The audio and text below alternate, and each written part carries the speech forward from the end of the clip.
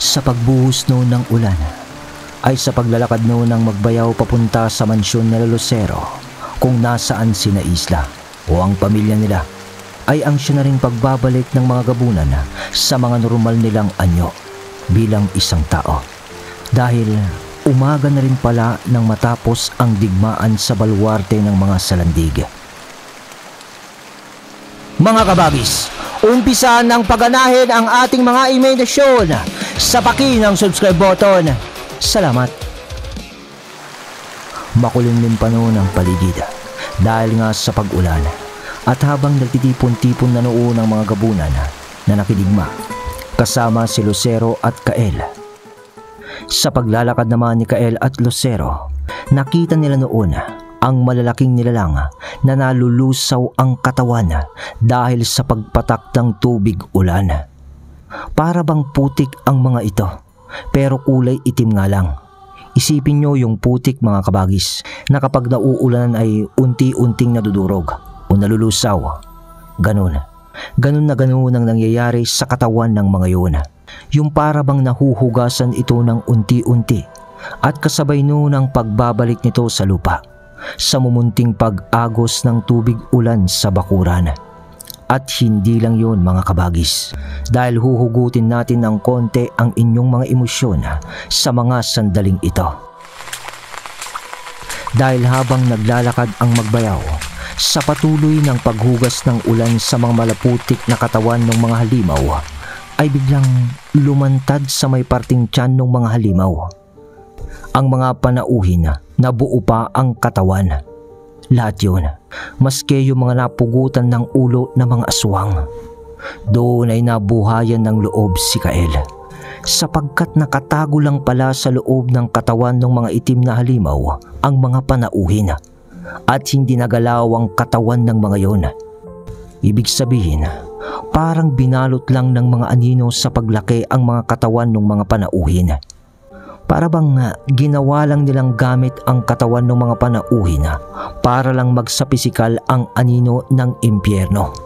Dali-daling nilapitan noon ni Lucero at Kael ang isa sa mga panauhin na nahugasan na ang putik sa katawan. Ginoo! Gising na yugyog ng dalawa, hanggang sa napangiti ang magbayaw nang nagkaroon ng malay iyon. Ibig sabihin, kung buhay ang isang iyon, ay maaaring buhay din ang iba pa. At sa pag-alalay nga nun ni Kael sa Ginoo sa pagtayo, ay natanaw naman ni Lucero ang unti-unti ng pagbangon ng iba pa. Buhay ang mga panauhin na nasaniban kanina.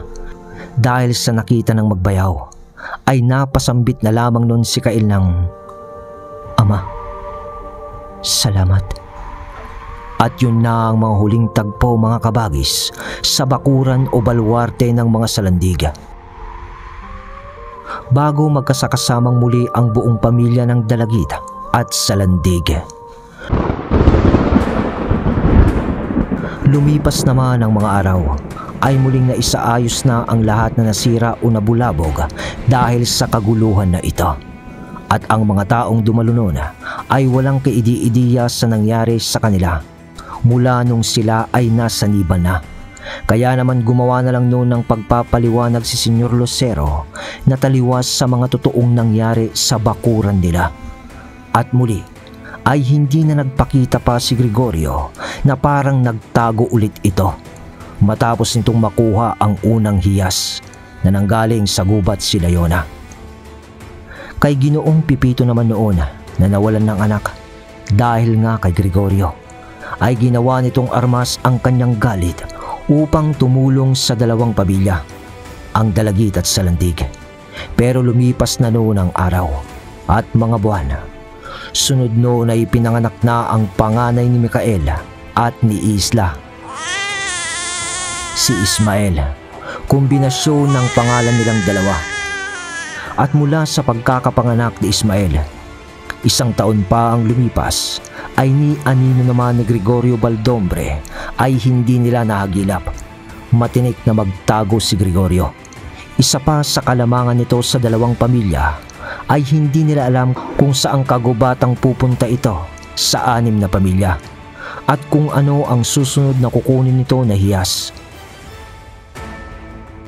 Ngunit sa mga taon naman na yun na lumipas, habang pinapalaki ng mag-asawang Dalagit at Salandig ang kanilang anak, kasabay na rin noon ang pag-aasikaso nila ng kanilang lupain, ay nagsiyasat sila tungkol sa lihim ng mga aklat ng kanilang tangan upang mas lalo nilang maintindihan at maunawaan ang mga kaganapan at magaganap pa sa mga susunod na labanan. At ito ang pinakamahalaga na natuklasan nila. Ibig sabihin, Senyor Kael, ay 6 na beses mong papatayin si Gregorio bago magwakas ang sumpa ng pagkabuhay nito sa lupain na ating iniiralan. Wika ni Lucero sa muling pagbasa nito sa ginintuang libro, dahil nakita rin lang niya ang aklat sa pinanggalingan nito sa maliit na bahay na taguan nila ng lumang mga gamit.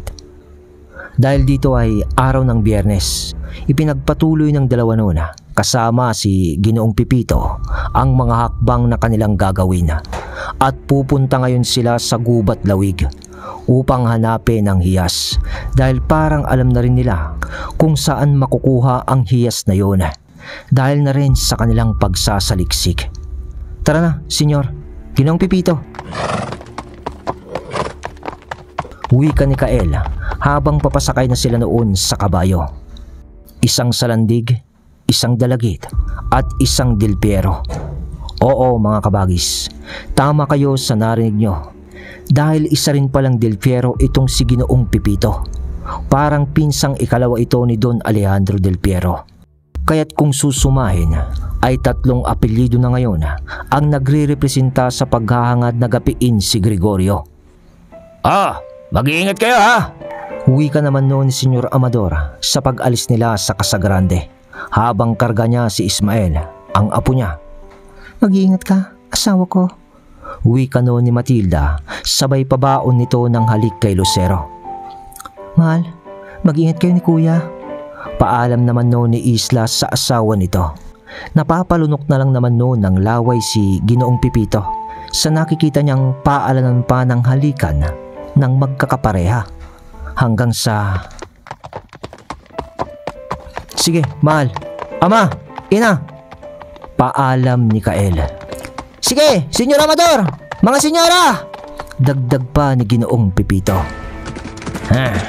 Ismael, ayun na ang iyong ama. Isang matapang na dalagit.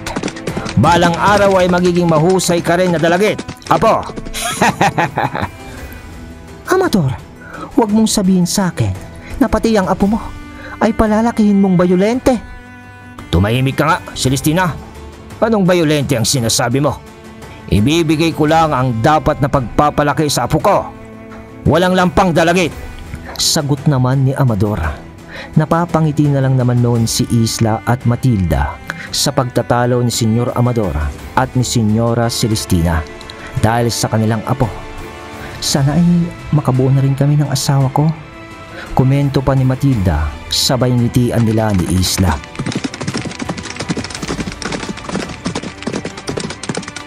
Samantala, sa maiksing paglalakbay naman ng 3 papunta sa Gubat Lawig,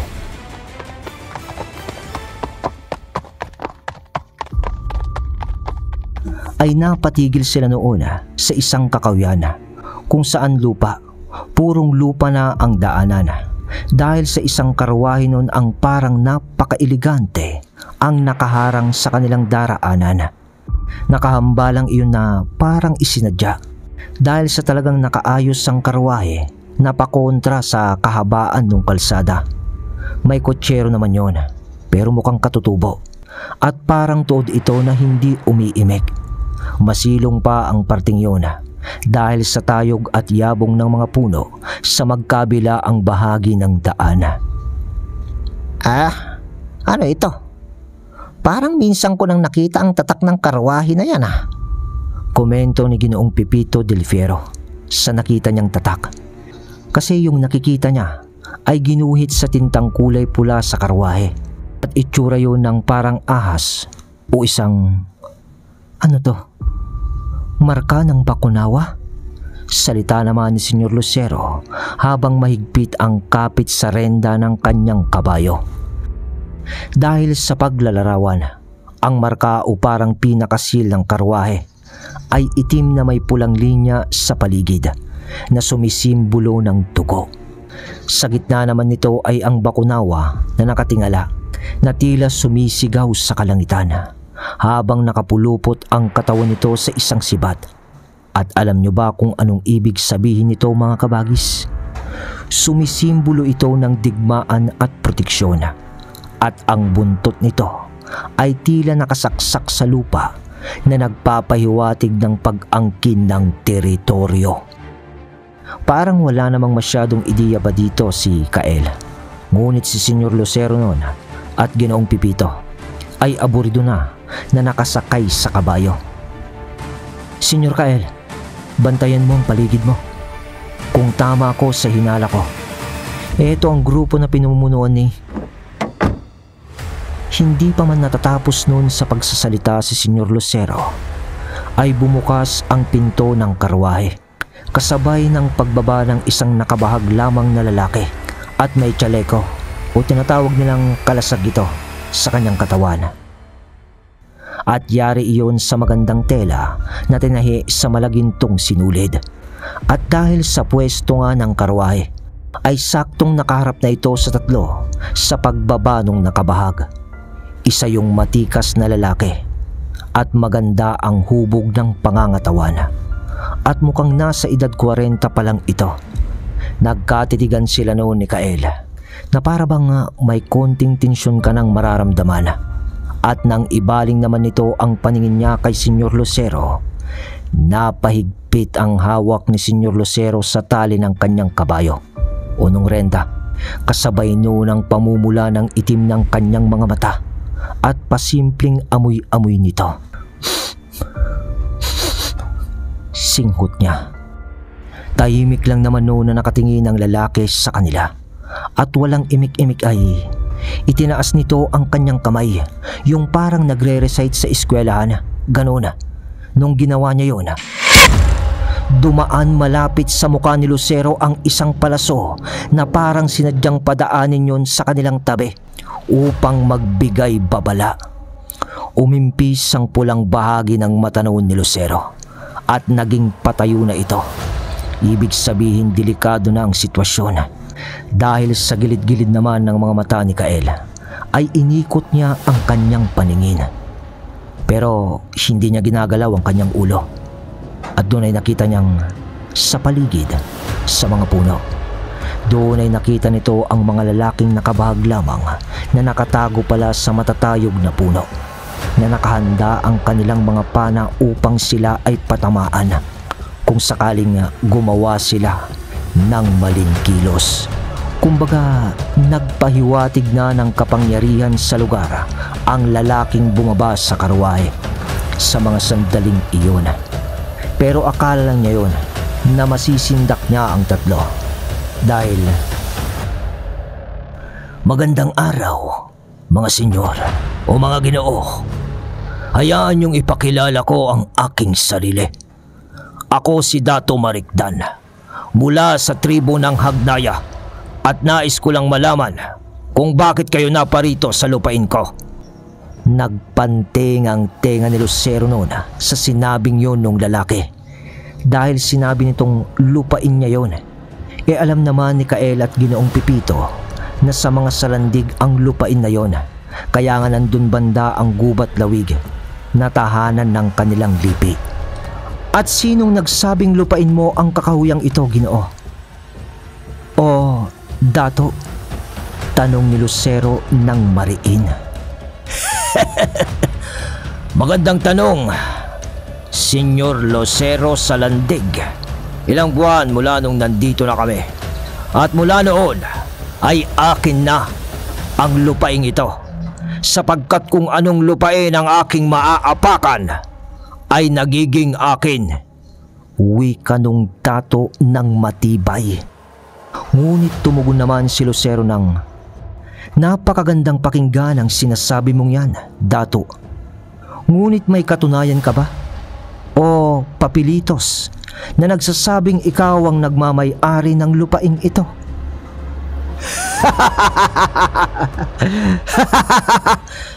Nakakatawa talaga ang mga edukadong tao ngayon. Hindi ko alam na ang kagaya mo, Senyor Lucero, ay naniniwala rin pala sa mga kapirasong papel na pinauso ng mga banyagang Kastila. Pues, ito ang realidad, Senyor Lucero. Ang malalakas at hindi nagpapagapi ang siyang tunay na may hawak ng titulo.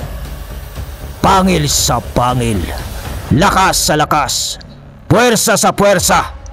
Yun lang ang nagbibigay ng karapatan sa isang tao upang pagharian o angkinin na sa kanya ang lugar bilang isang titulo.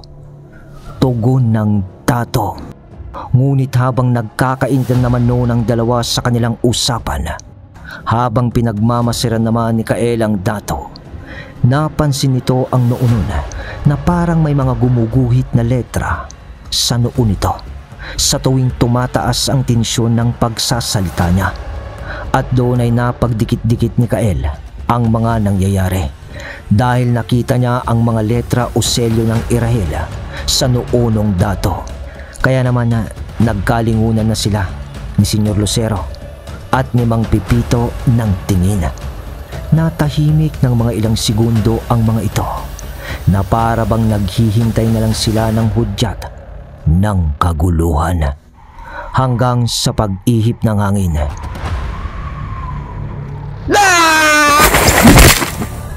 Mga insekto! Mga insekto!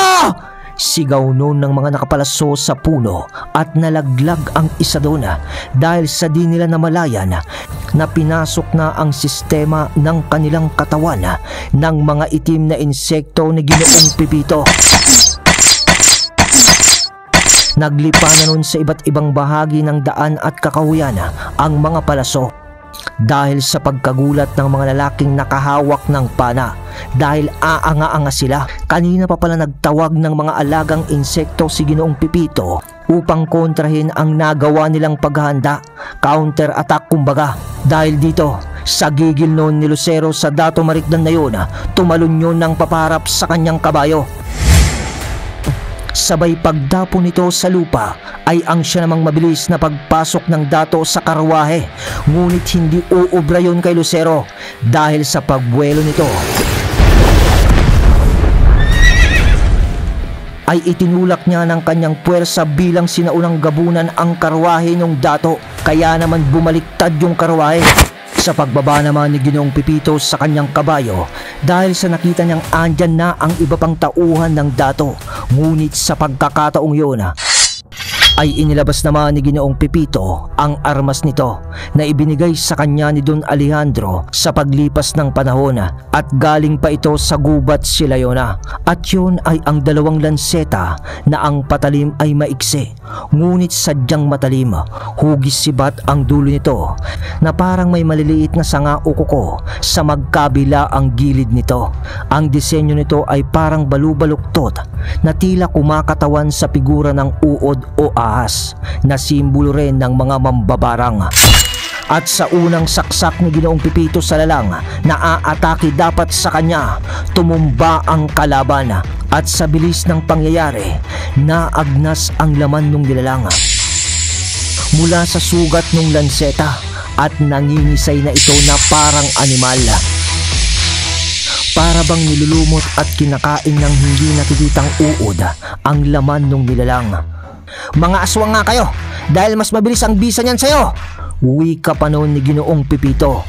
Matindi rin ang sandata pala noon ni Ginoong Pipito dahil lingid sa kaalaman ng mga kalaban na ginawa yun mula sa itim na bakal na pinanday gamit ang mga anting-anting ng mga mambabarang. At ang hawakan pa nito ay yari sa nilumot naman na kahoy mula sa punong barang na sinasabing pinamumugaran ng mga espiritu ng mga namatay din na mga mambabarang. Sa pagtalon naman ni Kael noon sa kanyang kabayo ng papatalikod, nag-backflip siya. Pagtungtong niya sa lupa, hiwa ng kanyang punyal sa mukha ng kalaban na lumapit sa kanya. Sabay ikot ni Kael ng pagkilos at baon sa katawan ng nilalang ng kanyang pangil ng kidlat na punyal. Agad na umimpis ang katawan nito at namatay. Lusot naman ng isang kamay ni Senyor Lucero sa karwahe habang nakapatagilid na nakatumba iyon at nakatungtong doon si Senyor Lucero malapit sa isang pintuan noon. Ngunit bago mabaklas naman ni Lucero ang pintuan na yun, parang sumabog naman noon ang mga kahoy ng karwahe dahil sa pagkadurog nito at sa pagtalsik ng mga kahoy sa kapaligiran. Napadistansya nun si Lucero dahil sa nangyari at nagtakip pa nga nun ng mata si Lucero upang protektahan ang kanyang mga mata sa pananalsik ng maliliit na kahoy. Pero nang binalikan niya ng tingin yung nadurog na karwahe, napasabi si Senyor Lucero ng kaya pala mayabang ka, isa ka palang tigburok. Wika ni Senyor Lucero dahil sa nag-iba na ang anyo ng dato. Naging mas matipuno na ang pangangatawan nito at tumangkad yun na para bang mandirigma ng sinaunang panahon. Lumabas din ang mga pangil nito sa bunganga at kasabay na rin noon ang pagpapalit anyo ng mga tauhan ng dato. Ngunit tignan natin kung ano ang titulo ng lakas na sinasabi mo. Salita naman ni Lucero at pagpapalit din niya bilang sinaunang gabunan at sunod noon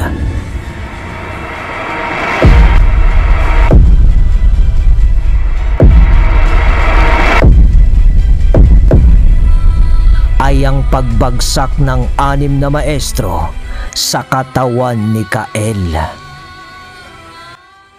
Alright, yun! Boom! Nakakainis! Pati ako nainis sa sarili ko Nak ng tokwa. Yun lang yung kinaya ko mga kabagis Gigil na ako sa narration niya. So ayun, mga kabagis, may bago na tayong kalaban. Si Dato Marikdan. Pero baka kaalyansa din lang ito ni Gregorio. Tignan na lang natin. At bago yun, mag-shoutout tayo mga kabagis ko. Shoutout po sa mga Atoll Boys na sina Kuya To, Eric, Sadek at Jake Tolentino from Binangonan. Shoutout po kay Bazar Navarez from Mindanao. Shoutout din po sa Jandayan family from Bohol, Cavite at USA. At shoutout din po kay Telma Rodota from Bahrain. Yun mga kabagis ko. Salamat sa suportang tunay.